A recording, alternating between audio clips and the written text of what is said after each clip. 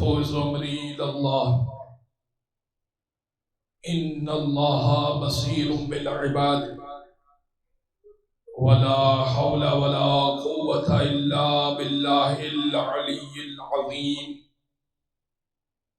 حسبنا اللہ ونعم الوکیل نعم المولا ونعم النصیر اعوذ باللہ من الشیطان اللعین الرجیم بسم اللہ الرحمن الرحیم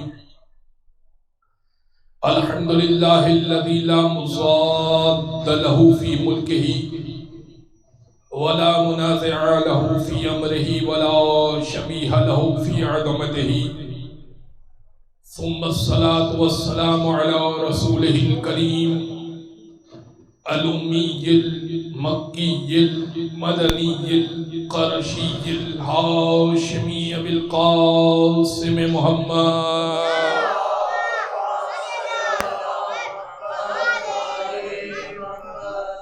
وعلى أهل بيته الطيبين الطاهرين واللعنة الدائمة على أعدائهم أجمعين من يوم ظلمهم وعداوتهم إلى قيام يوم الدين أما بعد فقد قال الله سبحانه وتعالى في محكم كتاب مبين بسم الله الرحمن الرحيم وجعلناهم أئمة يهدون بأمرنا وأوحينا إليهم فعل الخيرات وإقام الصلاة وإيتاء الزكاة وَكَانُوا لَنَا عَابِدِينَ صلوات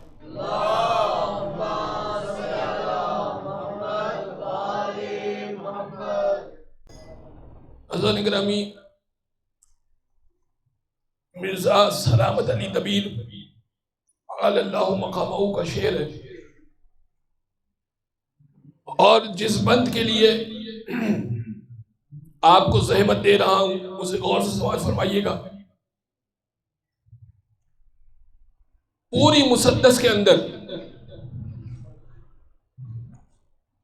گویا کہ مرزا دبیر نے پوری کائنات کو بند کر دیا اور آخری مصرے کے اندر نتیجہ دیا۔ توجہ اس ذہن میں رکھیے گا، کہتے ہیں نقاش نقش کاتب و خط بانی و بنا۔ کیا مطلب؟ نقاش کہتے ہیں نقش کرنے والے کو، نقاش نقش وہ جو فن پارا ہے وہ نقش، نقاش نقش، کاتب و خط کاتب جو خط لکھتا ہے، یعنی نقاش نقش کاتب خط بانی بنا، بانی جو بنیاد رکھے، بنا وہ جو بنیاد رکھی جائے، نقاش نقش کاتب و خط بانی و بنا، بود و نبود ذات و صفت ہستی و فنا، بود ہونا نبود نہ ہونا، بود و نبود ہونا نہ ہونا، ذات و صفت انسان کی ذات ہوتی ہے، ایک انسان کی صفت ہوتی ہے۔ بھئی ایک میری ذات ہے، میری صفت یہ ہے کہ میں ذاکر اہل بیت ہوں الحمدللہ، تو ذات اور ہے صفت اور ہے۔ نقاش نقش کاتب و خط بانی و بنا، بود و نبود ذات و صفت ہستی و فنا، ہستی انسان کا وجود، فنا جب وہ مر جائے گا۔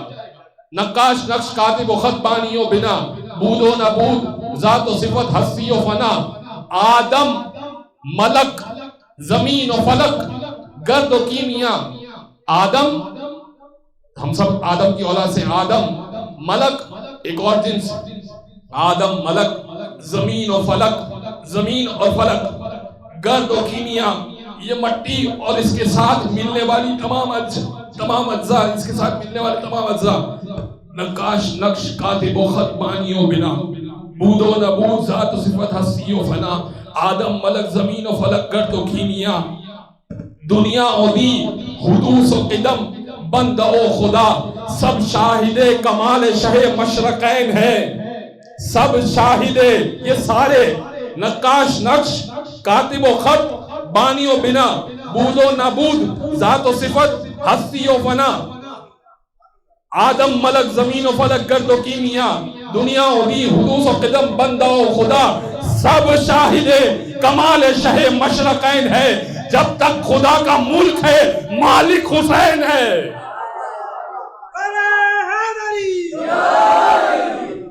بھائی جب تک خدا کا ملک ہے مالک حسین ہے. تو اب سوچئے ایک ایک لفظ کے اوپر میں گفتگو کوشش کروں تو کر سکتا ہوں، لیکن آپ کو صرف ایک مثال سے سمجھاؤں گا کہ حسین کس انداز سے مالک ہے.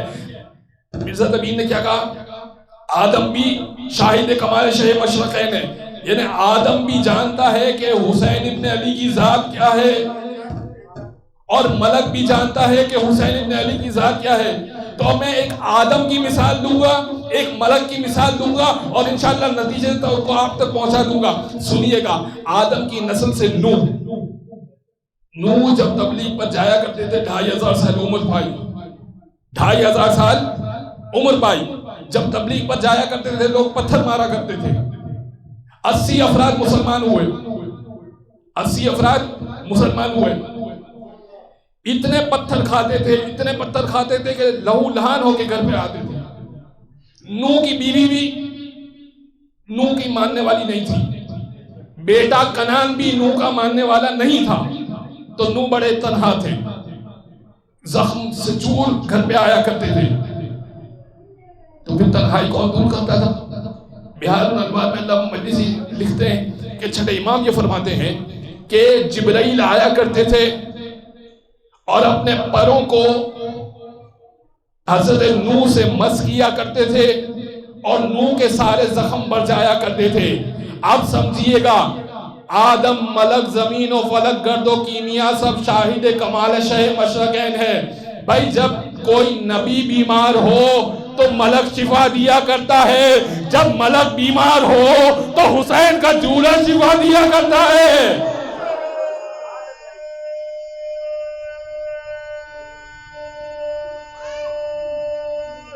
حیدری، جب ملک بیمار ہو تو حسین کا جولہ شفا دیا کرتا ہے. تو اب آپ سمجھ رہے ہیں کہ کس منزل پر حسین ابن علی کی ذات ہے، کس منزل پر حسین. سوال کرتی ہے دنیا کہ کیا حسین کا ہے، سوال کرتی ہے دنیا کہ کیا حسین کا ہے.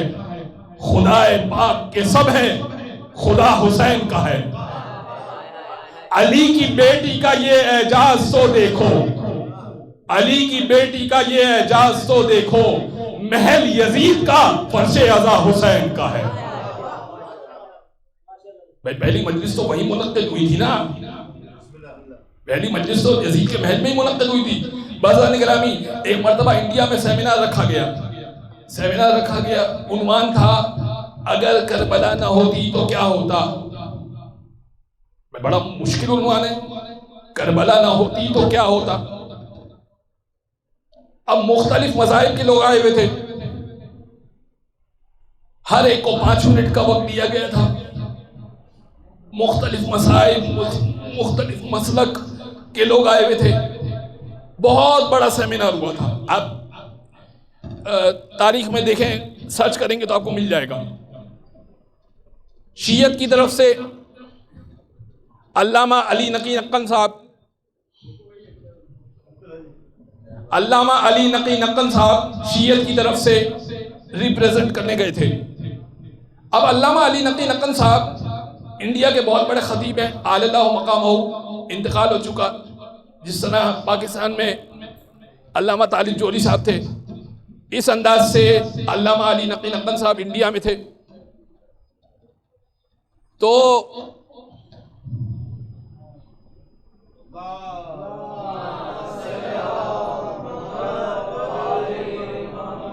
عنوان یہ رکھا گیا کہ کربلا نہ ہوتی تو کیا ہوتا.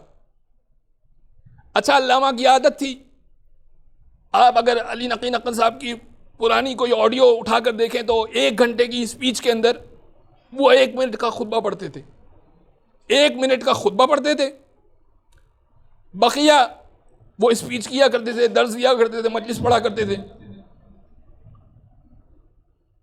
اب عنوان اتنا وسیع تھا، کربلا نہ ہوتی تو کیا ہوتا. عنوان اتنا وسیع تھا.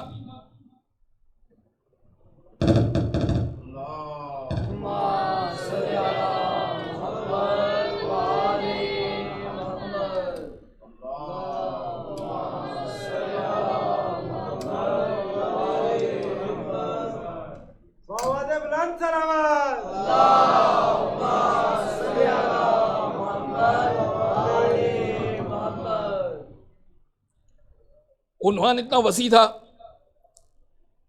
کہ بڑا مشکل مرحلہ تھا. ہر شخص کو 5 منٹ کم لگ رہے تھے. کربلا نہ ہوتی تو کیا ہوتا؟ 5 منٹ کا وقت بڑا کم ہے.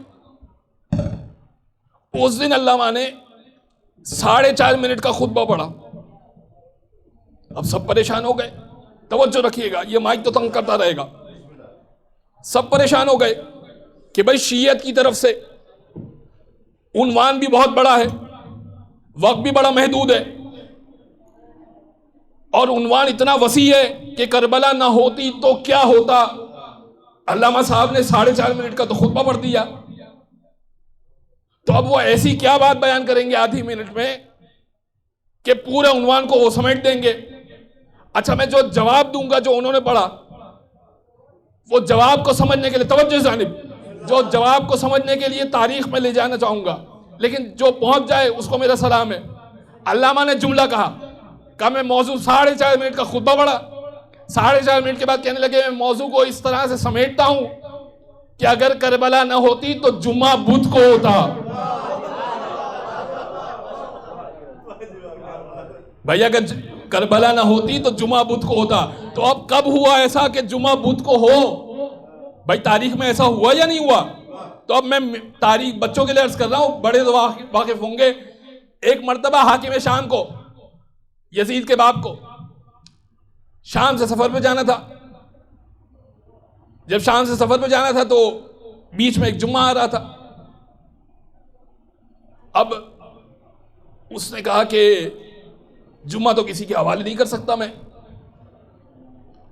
جمعہ میں تو میں خود پڑھاؤں گا جمعہ. تو اس کا جو چالاک وزیر تھا عمر ابن عاص, اس نے کہا کہ حضور ایسا کیجئے کہ, اچھا خود حاکم شام نے کہا کہ میں ایسا کرتا ہوں کہ میں بدھ کو نکل رہا ہوں تو بدھ کو جمعہ پڑھا کے نکل جاتا ہوں. تو عمر ابن عاص سے کہا کہ حضور ایسا مت کیجئے گا, پہلے اس قوم کو آزما لیجئے. کہا کیسے آزمائیں؟ کہا ایسا کیجئے کہ ابھی آپ کے پاس وقت ہے, آپ قوم کو, عوام کو حکم دیجئے کہ جس طرح سے نبی نے کہا تھا کہ جانور کو ذبح کرتے وقت اللہ اکبر کہنا ضروری ہے, اللہ کا نام لینا ضروری ہے, اس طرح آج سے میں فتویٰ دیتا ہوں کہ آلو پیاز اور سبزی کو کاٹتے وقت بھی اللہ کا نام لینا ضروری ہے. اس نے فتویٰ دے دیا. اب پیاز اور آلو کٹ رہے ہیں, اللہ اکبر اللہ اکبر اللہ اکبر کٹ رہے ہیں. جب عوام نے مان لیا تو اب عمر ابن عاص سے کہا کہ اب اعلان کیجئے کہ چونکہ خلیفہ کو ایک سفر درپیش ہے, لہذا جمعہ جو ہے وہ بدھ کو پڑھایا جا رہا ہے, تو اگر کربلا نہ ہوتی تو جمعہ بدھ کو ہو رہا ہوتا. یہ ہے حسین ابن علی کی محنت. تو اب میں کچھ تاریخ کے باب کو الٹ دوں. جو بات آ گئی ہے حاکم شام کی اور اس کے چالاک وزیر عمر ابن عاص کی, تو اب سنیے گا. ایک مرتبہ جنگ صفین ہو رہی تھی اور جنگ صفین گزر گئی. کل میں کچھ اشارہ کر چکا, آج کچھ اور باتیں. یہ یقین جانیے کہ بہت ضروری باتیں ہیں, اور تاریخ کے ابواب کو اگر نہ بیان کیا جائے نئی نسل تک تو ان کو معلوم نہ ہو کہ یزید کا باپ کس انداز سے تھا. ایک مرتبہ عمر ابن عاص ہنسنے لگا, بلکہ حاکم شام ہنسنے لگا. حاکم شام دربار میں بیٹھا ہوا ہے, توجہ رکھیے گا, حاکم شام دربار میں بیٹھا ہوا ہے, جنگ صفین گزر چکی ہے, زور زور سے ہنسنے لگا. عمر ابن عاص نے کہا خیریت تو ہے, کیا ہو گیا؟ اس نے کہا اے عمر ابن عاص مجھے تجھ پر ہنسی آ رہی ہے. اپنے وزیر سے کہنے لگا, کہا مجھے تجھ پر ہنسی آ رہی ہے. کہا کیوں ہنسی آ رہی ہے بھائی؟ کہا یاد ہے جب جنگ صفین میں علی ابن ابی طالب تجھ تک پہنچ گئے تھے اور قریب تھا کہ علی اپنی تلوار تیری گردن پہ چلا دیتے، تو نے وہ حرکت کی کہ علی کو نظریں پھیرنی پڑی بھاگنے کے لیے. اس نے وہ حرکت کی کہ علی کو نظریں پھیرنی پڑی، وہ بھاگ گیا. اب عمر ابن عاص نے دیکھا کہ تاریخ میں لکھا جا رہا ہے یہ تو بھائی تبھی تو بیان کیا جا رہا ہے یہاں سے. وہ بھی ہنسنے لگا. کہ تو کیوں ہنس رہا ہے؟ کہ مجھے بھی یاد آ رہا ہے ایک وقت جنگ صفین چلی تھی 17 مہینے. کہ مجھے بھی یاد آ رہا ہے ایک وقت جنگ صفین کی ایک رات کو علی کی تلوار اس انداز سے تیرے خیمے تک پہنچ گئی تھی کہ خیمے کے پردے کو پھاڑ دیا تھا. ہم نے تجھ کو گھیرے میں لے لیا تھا. جیسے ہی تو نے 2 دھاری تلوار کو دیکھا تو ہم نے تیرے وضو کے ٹوٹنے کی آواز کو سنا.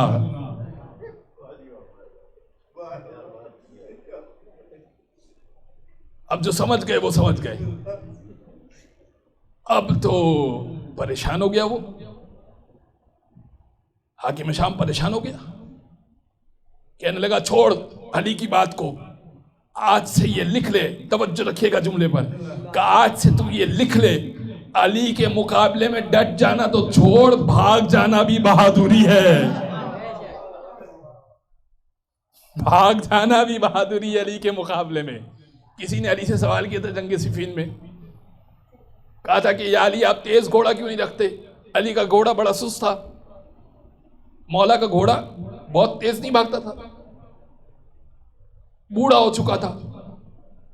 کہ یا علی آپ بہت تیز گھوڑا کیوں نہیں رکھتے؟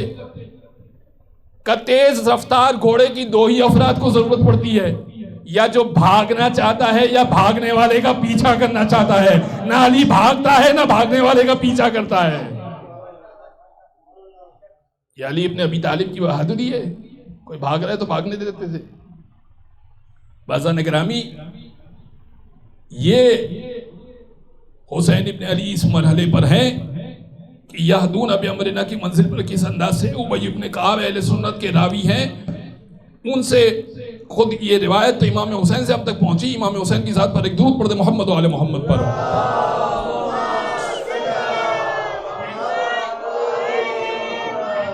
شاہ صاحب کی وہ بات یاد آ گئی کہ بار بار گھڑی نہ دیکھا کرو. یہاں گھڑی نہیں رکھی ہوئی، اس وجہ سے مجھے مشکل ہو جاتی ہے. تو عرض میں آپ کی خدمت میں یہ کر رہا تھا کہ ہوا کیا؟ ہوا یہ کہ حسین ابن علی سے روایت ہے، دخلت علی رسول اللہ، میں اللہ کے رسول کی بارگاہ میں داخل ہوا، وعندہ ابی ابن کعب، اور ابی ابن کعب بھی بیٹھے ہوئے تھے. حسین چھوٹے سے ہیں، تب کی روایت بیان کر رہا ہوں. امام کہتے ہیں کہ میں رسول اللہ کی بارگاہ میں داخل ہوا. ابی ابن کعب بزرگ صحابی رسول کی بزم میں بیٹھے ہوئے ہیں. رسول اللہ ایک مرتبہ کھڑے ہو گئے، بلند ہو گئے، استقبال کیا حسین ابن علی کا. کس انداز سے؟ کہنے لگے مرحبا بک یا ابا عبداللہ، یا زین السماوات والارضین مرحبا. اے ابا عبداللہ، اے حسین ابن علی، ویلکم، قریب آئیے، مرحبا. یا زین السماوات والارضین مرحبا، اے آسمان و زمین کی زینت مرحبا، قریب آئیے اے آسمان و زمین کی زینت. ابی ابن کعب پریشان ہو گئے، ماتھے پہ شکن آ گئی. کہنے لگے یا رسول اللہ، ہم سمجھے تھے کہ آسمان و زمین کی زینت آپ ہیں، آپ حسین ابن علی کو کہہ رہے ہیں آسمان و زمین کی زینت. رسول اللہ کہنے لگے تم کیا جانو حسین ابن علی کی ذات کیا ہے؟ ان الحسین فی السماء اکبر منہ فی الارض، زمین والوں سے زیادہ آسمان والے حسین کو پہچانتے ہیں. کہا پھر دلیل دی رسول اللہ نے. کہنے لگے فَإِنَّهُ مَكْتُوبٌ عَنْ يَمِينِ عَرْشِ اللَّهِ، آسمان والے حسین کو کیوں پہچانتے ہیں؟ کہا إِنَّهُ مَكْتُوبٌ عَنْ يَمِينِ عَرْشِ اللَّهِ، اس لیے کہ عرش کے دائیں جانب اللہ نے یہ لکھ رکھا ہے إِنَّهُ مِصْبَاحُ الْهُدَى وَسَفِينَةُ النَّجَاةِ، حسین ہدایت کا چراغ ہے، حسین نجات کی کشتی ہے. وَجَعَلْنَاهُمْ أَئِمَّةً يَهْدُونَ بِأَمْرِنَا، ہم نے ان میں کچھ لوگوں کو امام بنایا، یہدون بامرنا، ہمارے امر سے ہدایت کرتے ہیں. وَأَوْحَيْنَا إِلَيْهِمْ فِعْلَ الْخَيْرَاتِ، اور ہم ان پہ وحی کرتے ہیں کہ وہ فعل خیر کریں. وَإِقَامَ الصَّلَاةِ وَإِيتَاءَ الزَّکَاةِ، اور وہ نماز قائم کرتے ہیں اور زکوٰۃ ادا کیا کرتے ہیں. وَقَانُوا لَنَا عَابِدِينَ، اور امام وہ ہوتا ہے جو پرانا عبادت گزار ہوتا ہے. سورہ انبیاء قرآن کا 21واں سورہ آیت نمبر 73. آج کچھ بات آگے بڑھے گی. میں نے عرض کیا تھا آپ کی خدمت میں کہ یہ واضح کروں گا نماز پڑھنا کیا ہوتا ہے اور نماز قائم کرنا کیا ہوتا ہے. ٹھیک ہے نا؟ میں اور آپ جو پڑھتے ہیں وہ نماز پڑھتے ہیں، قائم نہیں کرتے. قائم کرنا بہت بلند ہے، لیکن پھر بھی عرض کر دیتا ہوں کہ قائم کرنا کیا ہوتا ہے. قائم کرنا یہ ہوتا ہے کہ توجہ کے ساتھ، حضور قلبی کے ساتھ، اللہ کو حاضر و ناظر سمجھتے ہوئے نماز کو پڑھی جائے. یہ قائم کرنا ہے میرے اور آپ کے لیول پر. لیکن اگر امام کے لیول پر بات کی جائے کہ وہ نماز کو قائم کرتے ہیں، بہت توجہ سے سنیے گا، بہت علمی مطلب پیش کرنا چاہ رہا ہوں میں آپ کی خدمت میں. اگر امام کے لیول پہ بات کی جائے کہ امام وہ ہوتا ہے جو نماز کو قائم کرتا ہے، تو کیا یہ کہہ سکتے ہیں کہ امام توجہ سے نماز پڑھے گا؟ پڑھتا ہی توجہ سے. کیا یہ کہہ سکتے ہیں کہ اس کا ایک لہجہ بھی اس بات سے خالی ہوگا کہ وہ اللہ کو یاد نہ کر رہا ہو؟ یاد ہی اللہ کو کر رہا ہے. بھائی علی کی تو نماز ہی ایسی تھی کہ جب پیر میں تیر لگا تو لوگوں نے کہا علی جب نماز پڑھے تو تیر نکال لینا. بھائی اللہ کے جانب اتنے متوجہ ہوں گے کہ درد محسوس نہیں ہوگا. تو اب امام کے لیول پر نماز قائم کرنا ہے کیا؟ سوال ہے نا. امام وہ ہوتا ہے جو نماز کو قائم کرتا ہے. اب سمجھیے گا، ایک روایت پیش کروں گا اور انشاءاللہ آپ کے ذہن میں مطلب واضح ہو جائے گا. آپ کو اچھے سے یاد ہے، بچے کو یہ روایت معلوم ہے کہ جب ایک مرتبہ حسین ابن علی نکلے تھے اور رسول سجدے میں تھے اور پشت مبارک پر رسول اللہ کی بیٹھ گئے تھے، اس وقت جبرائیل آئے تھے. تب تک 3 مرتبہ ذکر پڑھا جاتا تھا. 3 مرتبہ سے زیادہ پڑھنے کی اجازت نہیں تھی، یعنی شریعت کا حصہ ہی نہیں تھا. اور پشت مبارک پہ رسول کے حسین ابن علی بیٹھے ہوئے تھے، چھوٹے نواسے بیٹھے ہوئے تھے. اور جبرائیل نماز میں نازل ہوئے اور کہنے لگے یا رسول اللہ اس وقت تک ذکر جاری رکھیے گا، اس وقت تک ذکر مت روکیے گا جب تک نواسا خود نہ اتر جائے. خود نہ اتر جائے، آپ نہ اتاریے گا جب تک نوازا خود نہ اتر جائے. تو اب اس کا مطلب کیا ہوا؟ امام وہ ہوتا ہے جو نماز میں کچھ آگے پیچھے کر دے. امام رسول بھی ہے.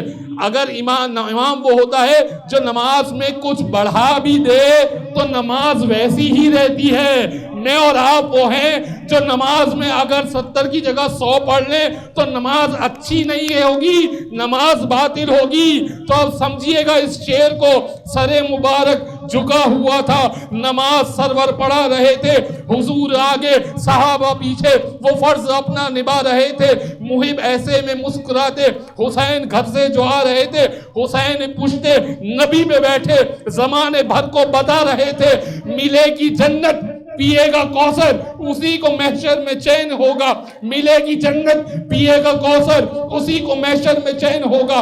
نماز اسی کی قبول ہوگی کہ جس کے دل میں حسین ہوگا.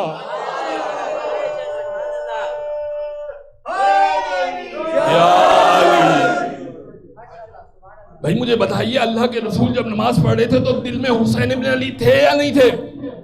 تو اس کا مطلب کہ اگر وہ رسول اللہ کے دل میں حسین ابن علی کی ذات آ گئی تو اب یہ نماز قائم کرنا اس مرحلے پر ہے کہ خدا کو چھوڑ کر یا خدا کی یاد کو چھوڑ کر ایک لمحے کے لیے بھی حسین ابن علی کی طرف متوجہ ہو جائیں تو نماز قائم کرنا ہو جاتی ہے.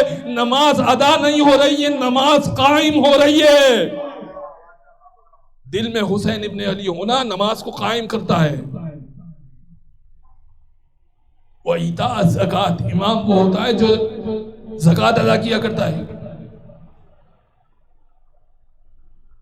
ایک روایت ہے روض المناظر کی. روض المناظر اہل سنت کی کتاب ہے، میرے گھر پہ موجود ہے، عربی کی کتاب ہے، بڑی خوبصورت کتاب ہے علامہ شبلنجی کی. اور ایک اعتراض ہے، اعتراض میں پیش کر دیتا ہوں پہلے. بڑا علمی اعتراض ہے اور ہو سکتا ہے کہ کوئی آپ سے کرے بھی من چلا.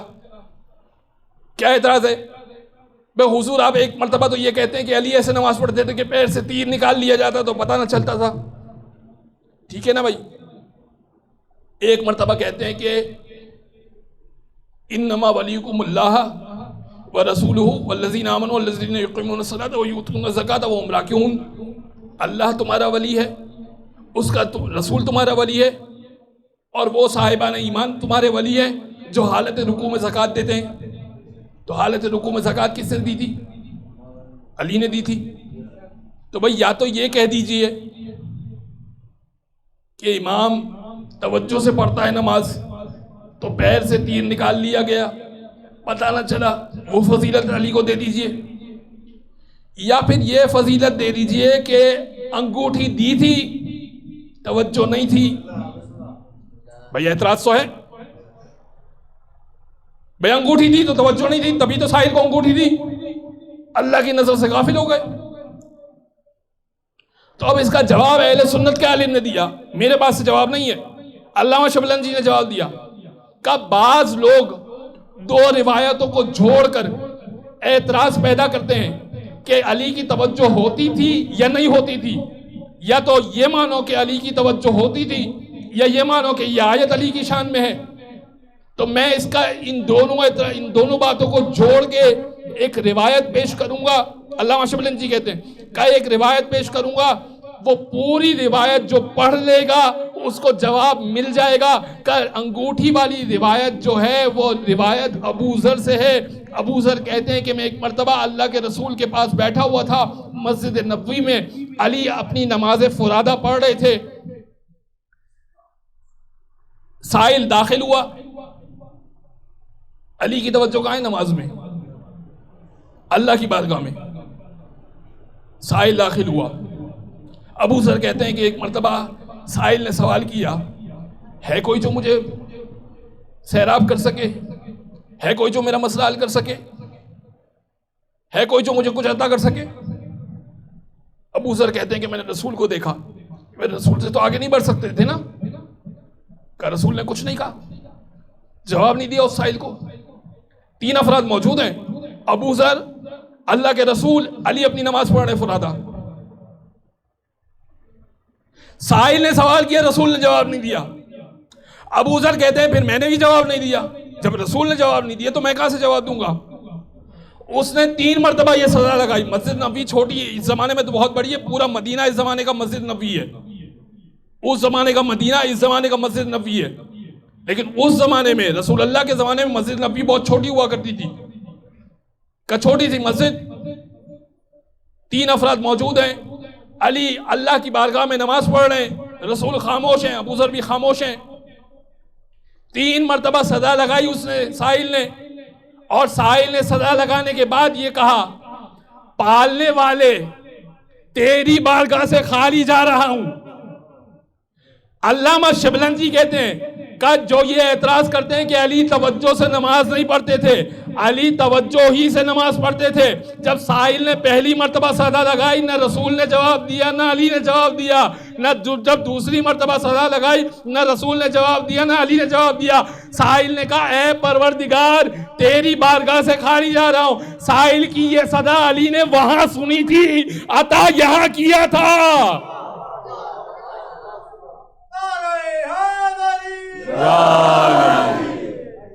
میں صدا وہاں سنی تھی، اے پروردگار تیری بارگاہ سے خالی جا رہا ہوں، عطا یہاں کیا تھا۔ یہ علی ابن ابی طالب کی ذات ہے۔ ایتا الزکوٰۃ کی منزل پر وہ ہوتا ہے کہ جو دے دیا کرے۔ بھئی ایک مرتبہ جب یہ آیت اتری نا تو ایک صاحب آئے، میں نام نہیں لوں گا لیکن انشاءاللہ آپ پہنچ جائیں گے۔ ایک صاحب آئے اور انہوں نے ایک سائل کو بھی بھیجا، کہا کہ جب میں نماز پڑھ رہا ہوں تو سوال کرنا۔ وہ صاحب نماز پڑھ رہے تھے، سائل نے آ کے سوال کیا، ان صاحب نے انگوٹھی دی، 70 سے 80 مرتبہ ان صاحب نے انگوٹھی دی اور آگے پوچھتے تھے یا رسول اللہ کوئی آیت اتری یا نہیں اتری؟ اللہ کے رسول نے یہی کہا، انگوٹھی بھی گئی آیت بھی نہیں آئی۔ درود پڑھ محمد و آل محمد پر۔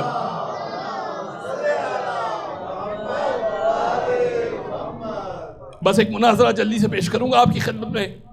امام محمد تقی کا بڑا کمال کا مناظرہ ہے۔ امام اللہم صلی علی محمد و علی محمد وعجل فرجہ۔ یحییٰ ابن اقسم قاضی القضات چیف جسٹس مامون کے دربار میں بیٹھا کرتا تھا.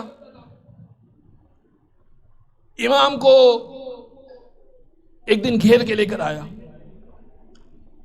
کس انداز سے؟ 200 علماء بیٹھے ہوئے تھے, 200 علماء. خود بھی بہت بڑا عالم تھا بظاہر. امام تقی سے کہنے لگا کہ فرزند رسول اب یہ پورا مناظرہ بہت مشکل ہے, توجہ رکھیے گا, اشارتاً گفتگو کروں گا اور انشاءاللہ آپ پہنچ جائیں گے. کہ فرزند رسول کچھ حدیثیں ہیں, کچھ حدیثیں پیش کرنا چاہ رہا ہوں, آپ اتنا بتائیے کہ آیا یہ حدیثیں صحیح ہیں یا نہیں ہیں. ٹھیک ہے, پہلی حدیث پیش کی. کہا اللہ کے رسول کے پاس ایک مرتبہ جبرائیل آئے اور آنے کے بعد یہ کہا کہ یا رسول اللہ, اللہ آپ کو سلام پیش کرتا ہے. اور رسول اللہ کے برابر میں ایک صاحب بھی بیٹھے ہوئے تھے, میں نام نہیں لوں گا, آپ سمجھدار ہیں. ایک بڑے صاحب بیٹھے ہوئے تھے. جبرائیل آئے اور آنے کے بعد کہنے لگے یا رسول اللہ, اللہ آپ کو سلام کہتا ہے اور اللہ یہ سوال کرتا ہے کہ ذرا ان سے پوچھئے کہ کیا یہ اللہ سے راضی ہیں یا نہیں ہیں. اللہ تو ان سے راضی ہے, کیا یہ اللہ سے راضی ہیں یا نہیں ہیں. اب فضائل میں بہت ساری حدیثیں گڑھی گئیں. اب یحییٰ ابن اقسم نے یہ حدیث پیش کی اور کہنے لگا فرزند رسول مجھے بتائیے کہ یہ حدیث صحیح ہے یا نہیں ہے. امام کہنے لگے ان صاحب کی بہت بڑی فضیلت تم نے بیان کر دی, لیکن اللہ کے رسول نے ایک پیمانہ دیا ہے حدیث کو ناپنے کا, اور وہ پیمانہ یہ ہے کہ حدیث کو قرآن کی آیت سے دیکھو, قرآن کی آیت سے ٹکرا جائے تو حدیث بیکار ہے. کہا پھر آپ بیان کیجئے کہ آیا یہ حدیث صحیح ہے یا نہیں ہے. ان صاحب کی شان میں یہ حدیث ہے. امام محمد تقی کہنے لگے کہ بہت مبارک حدیث, یہ تمہیں مبارک ہو, لیکن اللہ کے قرآن کی آیت ہے نحن اقرب الیہ من حبل الورید, میں رگ گردن سے زیادہ قریب ہوں. اللہ یہ کہتا ہے, اللہ کہتا ہے میں رگ گردن سے زیادہ قریب ہوں. جو خدا رگ گردن سے زیادہ قریب ہو وہ پوچھا نہیں کرتا کہ یہ راضی ہے یا نہیں ہے. یحییٰ ابن اقسم کا منہ بڑا دیکھنے والا تھا, تاریخ نے لکھا ہے احوال اس کا. اس نے دوسری حدیث پیش کی, انشاءاللہ 5 سے 6 حدیثیں میں پیش کروں گا نام لیے بغیر, سمجھدار ہیں آپ لوگ. دوسری حدیث اس نے پیش کی کہ اللہ کے رسول نے یہ فرمایا یہ فلاں و فلاں جنت کے جوانوں کے, جنت کے بوڑھوں کے سردار ہیں. کیا آیا یہ حدیث صحیح ہے یا نہیں ہے؟ اب حدیث ہے, کسی راوی نے نقل کر دی, جنت کے بوڑھوں کے سردار فلاں و فلاں ہیں. آیا یہ حدیث صحیح ہے یا نہیں ہے؟ امام کہنے لگے میں تجھ سے ایک سوال کرتا ہوں, کہ یہ بتا کہ تجھے بڑھاپا پسند ہے یا جوانی پسند ہے؟ اس نے کہا جوانی. کہا اچھا یہ بتا اچھی چیز کیا ہے, جوانی اچھی چیز ہے یا بڑھاپا اچھی چیز ہے؟ کہا جوانی اچھی چیز ہے. کہا اچھا مجھے یہ بتا کہ جنت میں اچھی چیز ہوگی یا بری چیز ہوگی؟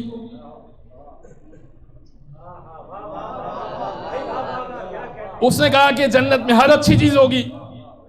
کہا بس جب جنت میں ہر اچھی چیز ہوگی اور جوانی ایک اچھی چیز ہے تو جنت کے جوانوں کے تو سردار ہیں, بوڑھوں کے سردار کوئی نہیں ہے.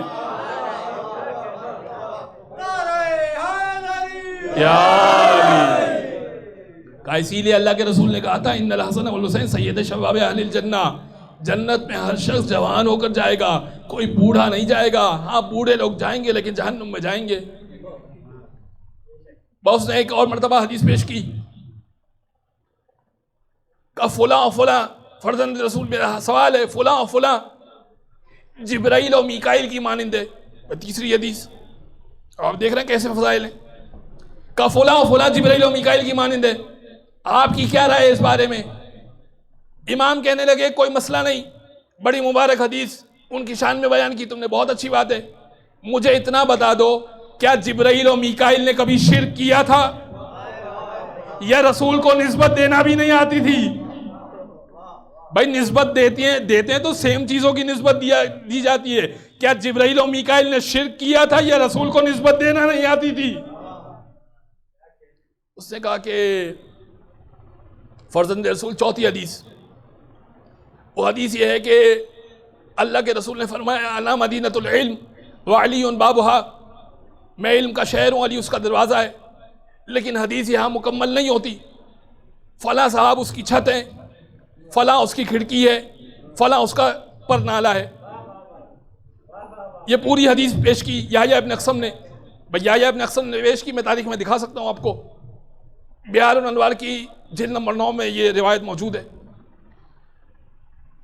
کہ فلاں اس کی چھت، فلاں اس کی کھڑکیاں، فلاں اس کا پرنالہ، علی علم کے شہر کا دروازہ. کہ یہ پوری حدیث ہے یا فقط علم کے شہر کے دروازے تک ہے؟ امام کہنے لگے کوئی مسئلہ نہیں، بڑی بہترین حدیث تم نے بیان کی، لیکن مجھے اتنا بتا دو وہ کون سا شہر ہے جس کی چھت ہوتی ہے؟ بھائی شہر کے دروازے تو ہوتے ہیں، چھتیں اور کھڑکیاں نہیں ہوتی. اور پرنالہ ہونے میں کون سی فضیلت ہے؟ بھائی پرنالہ ہونے میں کون سی فضیلت ہے؟ اس نے کہا کہ حضور ایک اور حدیث پیش کرتا ہوں، بس آخری حدیث میں منزل مصائب پہ انشاءاللہ آ جاؤں گا. کہ ایک اور حدیث کا حدیث یہ ہے کہ جنت فلاں کے نور سے روشن ہوگی، جنت فلاں کے نور سے روشن ہوگی. امام کہنے لگے کہ مجھے یہ بتاؤ کہ جنت میں کیا نبی ہوں گے؟ اس نے کہا کہ ہاں ہوں گے. کہ آدم سے لے کر آخری نبی تک سارے ہوں گے؟ اس نے کہا سارے ہوں گے. کہا اچھا یہ بتاؤ کہ ہم اہل بیت ہوں گے؟ آپ بھی ہوں گے. کہا یہ بڑی عجیب بات ہے کہ انبیاء و مرسلین کے نور سے تو جنت روشن نہ ہو، ان صاحب کے نور سے روشن ہو جائے. یہ کون سی حدیث ہے؟ اس نے کہا حضور ایک اور حدیث پیش کر دیتا ہوں. کہ حدیث یہ ہے کہ اللہ کے رسول نے فرمایا کہ جب تک فلاں اس امت میں ہے نا تب تک امت پہ عذاب نہیں آ سکتا. کیا یہ حدیث صحیح ہے یا نہیں ہے؟ امام کہنے لگے یہ حدیث تمہیں مبارک ہو، میں نے پہلے ہی کہا تھا آیت سے ٹکرا جائے تو حدیث حدیث نہیں ہوتی. اس سے کہا مولا کون سی ہے فرزند رسول، کون سی آیت سے ٹکرا رہی ہے؟ کہ آیت یہ ہے وَمَا كَانَ اللَّهُ لِيُعَذِّبَهُمْ وَأَنْتَ فِيهِمْ. حبیب جب تک تو ان کے درمیان ہے عذاب نہیں آنے والا. یہ حدیث ان کے بارے میں نہیں ہے، رسول کے بارے میں فضیلت ہے. بس میرے عزیزوں، میرے دوستوں، جس انداز سے اہل بیت اطہار نے قربانیاں دی دین کو بچانے کے لیے اور سمجھانے کے لیے،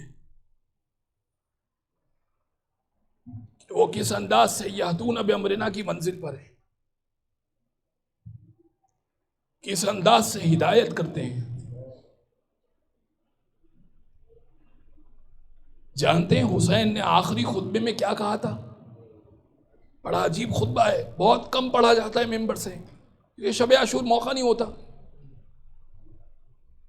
آخری خطبے میں جب علی اکبر مارے گئے تھے، میر انیس کا شعر ہے نا، اچھا کسی کو تعزیت کرنی ہو تو کیا کہا جاتا ہے؟ چھوٹا سا لفظ، چھوٹا سا جملہ کسی کی تعزیت کے لیے. کسی کے اگر فوتگی ہو گئی ہو تو تعزیت کے لیے کیا کہا جاتا ہے؟ کیا ہوا؟ کیا ہوا تھا؟ کیسے مر گئے؟ کیسے انتقال ہوا؟ کیا ہوا؟ یہ تعزیت کا چھوٹا سا جملہ ہے، سب سے چھوٹا جملہ یہ ہے. میر انیس کہتے ہیں حسین کی مظلومیت بیان کرنے کے لیے، عباس مر گئے، علی اکبر جدا ہوا، ہم سے کسی نے یہ بھی نہ پوچھا کہ کیا ہوا. عباس مارے گئے، علی اکبر مارے گئے، اور محمد گود کے پالے مارے گئے، حبیب بچپن کا دوست مارا گیا. جانتے ہیں حسین ابن علی یہدون بامرنا کی منزل پر ہے نا؟ کیا کہا حسین ابن علی نے آخری خطبے میں؟ کہنے لگے عمر سعد میں اکبر کا خون معاف کرنے کو تیار ہوں، میں قاسم کا خون معاف کرنے کو تیار ہوں، میں چشمہ علی اصغر کا خون معاف کرنے کو تیار ہوں. دیکھو امام کے خون سے اپنے ہاتھوں کو رنگین نہ کرنا. وہ سب غیر بڑے مرتبے پر تھے لیکن وہ غیر معصوم تھے. لیکن میں معصوم ہوں, میں امام وقت ہوں.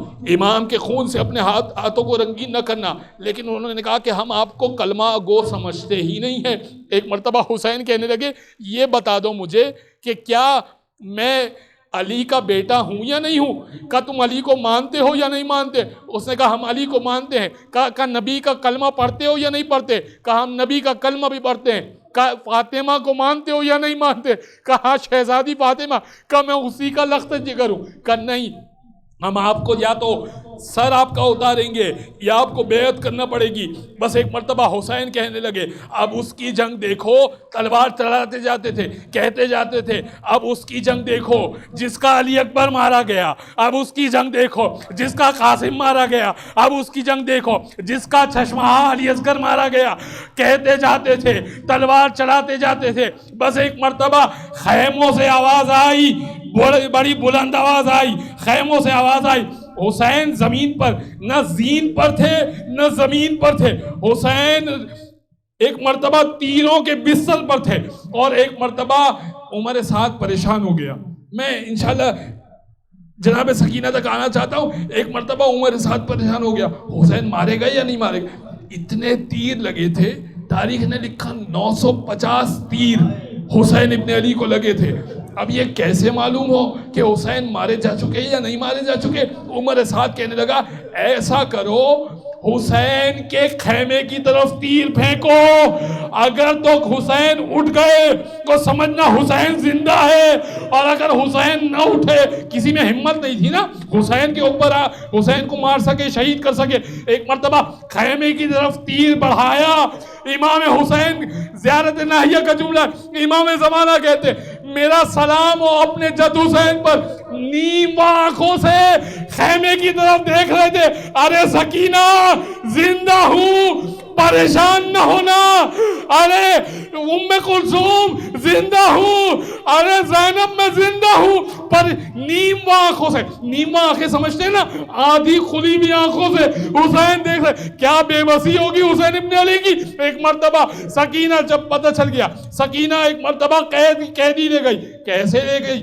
ایک رسن میں 12 گلے باندھے گئے, ایک رسن میں 12 ہاتھوں کو باندھا گیا. عفواً ایک رسن میں 12 ہاتھوں کو 12 لوگوں کے ہاتھوں کو باندھا گیا. لیکن سکینہ چھوٹی تھی نا, تو ہاتھوں کے برابر سکینہ کا گلا آتا تھا, لہذا رسی میں گلے کو باندھا گیا اور ناکے کو تیزی سے چلایا گیا.